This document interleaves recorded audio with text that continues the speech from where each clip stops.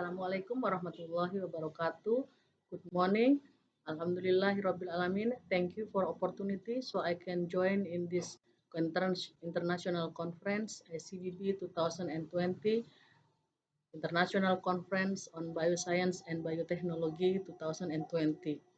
This time, allow me to present the result of our research with title Profiling and Histopathology Features of Top 3 Cases of Extrapulmonary Tuberculosis in West Nusa Tenggara. Background: TB infection still cause high mortality rate in the world. In 2017, TB caused died in 1.3 million people and caused infection to 10 million people. WHO Global Report 2018 said that Indonesia included in 20 highest burden TB country in the world.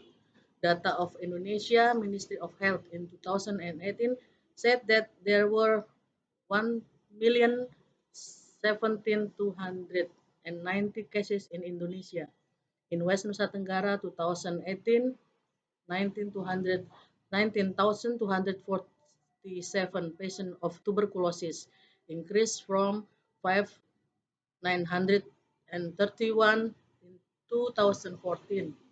There was 68% underreport extrapulmonary TB, we call EPTB in Indonesia. Extrapulmonary TB can infect to any organ. Tuberculosis in neck. Tuberculosis is the most location extrapulmonary TB. Highest prevalence lymphadenopathy TB in developing country in Southeast Asia in HIV/AIDS.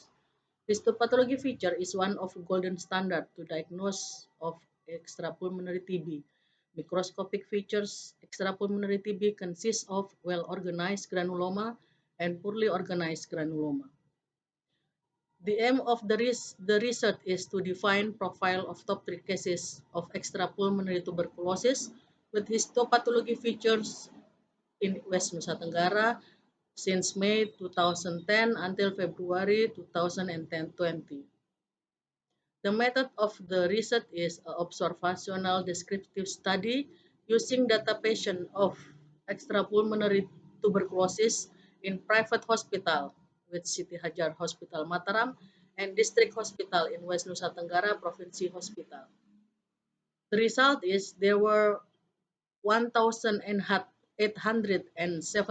extrapulmonary tuberculosis in West Nusa Tenggara in May 2010 until February 2020. Top 3 location of organ were from neck, breast, and large intestine. There were 1,362 cases of extrapulmonary tuberculosis from neck, breast, and large intestine. Cervical lymphadenopathy tuberculosis in 1,153 patients, which 84.7%. Mastitis tuberculosis in 193 patients, which 14.1%. And colitis tuberculosis in 60 patients, which 1.2%. Dominated by women with 894 patients, which 65.7%. In 21 until 30 group of age, which 26%, and 40 patients from Center Lombok is the highest burden location, which 30.07%. In microscopic examination, show well-organized granuloma in 988 patients with 72.6%, and poorly organized granuloma in 374 patients with 27.4%. And for the detailed microscopic examination, show necrotic material in 1,295 slides with 75%, show epithelioid cell in 966 slides with 70.9%, and histiocyte cell in 382 slides, 28%. So giant cell Datia Langhan in 935 slides with 68.9%. Polymorphonuclear in 195 slides with 14.3%, and lymphoid cell in 78 slides with 0.7%.